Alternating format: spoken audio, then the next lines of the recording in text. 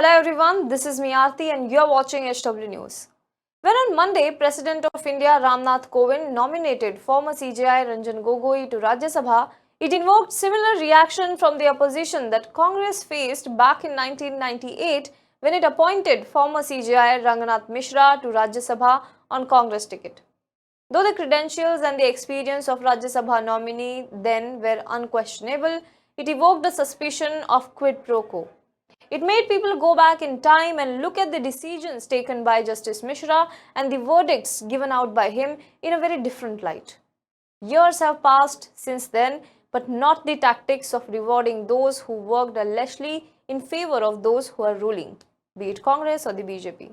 So when Justice Gogoi was nominated to Rajya Sabha, it was obvious that there was a big question mark on the intent behind it. Was it a quid pro quo? Asked the opposition. And why opposition? Every other person who cares for the four pillars of the democracy in India should ask the same question.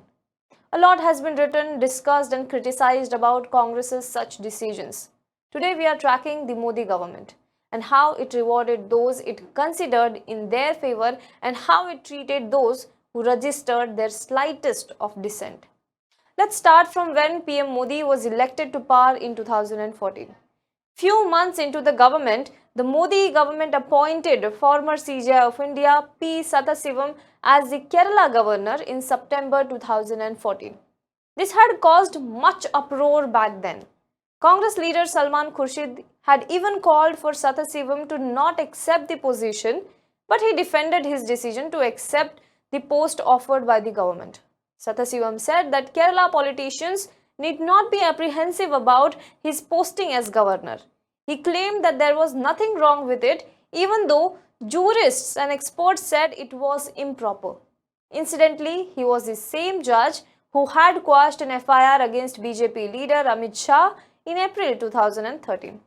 This was the infamous Tulsiram Prajapati case. He, however, defended it, saying that he did not give a clean chit to Amit Shah, and definitely he did not know at the time of judgment that Amit Shah is going to be BJP leader in future.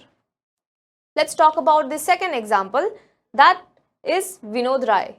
During the fall years of UPA, this was the name that prominently came to fore. He was the person behind exposing the 2G scam that eventually led to the fall of UPA government, so much so that the Congress party is yet not able to recover from the image crisis this case has caused. Vinod Rai was heading Comptroller and Auditor General of India at the time. The report estimated that there was a presumptive loss of rupees 1,766.45 billion in licensing and allocation of 2G spectrums. It came to light that the then Telecom Minister A. Raja had favoured some companies which costed public exchequer. However, there is still debate around whether the figures quoted for estimated loss is credible or not. Well, he also headed audit in coal allocation and Commonwealth Games scam. This gave the opposition BJP the much needed booster, and needless to say, in 2014 it won with an outstanding majority. During the NDA government, Vinod Rai was made the chairman of Banking Board of India. Let's move on to third example. The third example is of none other than former Chief Justice of India Ranjan Gogoi. There is a viewpoint that post-retirement appointment is itself a scar on judicial independence of the judiciary. When former CJI Ranjan Gogoi made this observation while hearing a case related to the appointment of former judges on tribunals in March 2019, he wouldn't have thought that this would come back to haunt him just a year later. On March 16, the Home Ministry issued a notification in the evening informing that President of India Ramnath Kovind had nominated former Chief Justice of India Ranjan Gogoi to Rajya Sabha.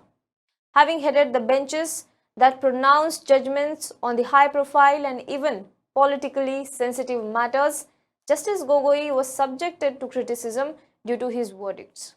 Gogoi held the hearing of Ayodhya land dispute hearing. In this case, he gave out the verdict in favor of construction of Ram Temple. After the abrogation of Article 370, Kashmir was put under complete lockdown. Hearing the petition challenging this lockdown, Gogoi had observed that while human rights matter, his bench has no time to hear the petition. Now, another petition that was in front of him was Operation Kamal that was going on in Karnataka and that brought down the then ruling Congress JDS government in the state. Gogoi condemned the horse trading, of course. However, he withdrew the disqualification of MLAs, allowing them to contest the elections again. The case that drew him the maximum ire of the opposition and activist was the Rafale case. Hearing the petition by Arun Shauri, Prashant Bhushan and Yashwant Sinha demanding a direction to CBI to probe the Rafale case, Ranjan Gogoi had given a complete clean sheet to the Modi government.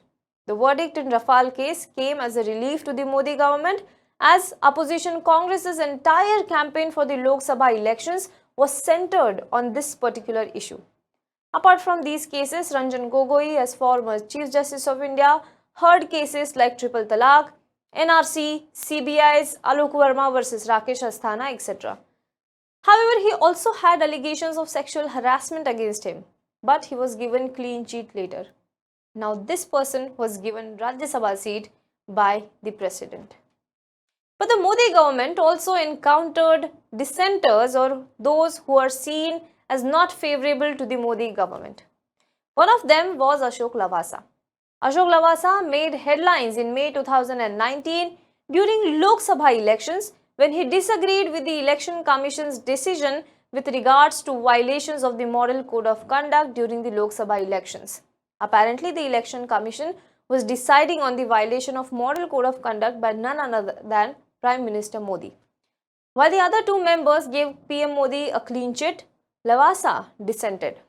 The rift within the three-member Election Commission panel came into the open after an explosive letter by Lavasa in which he said that he was staying away from the meetings since minority decisions, which means the dissents, were not being recorded.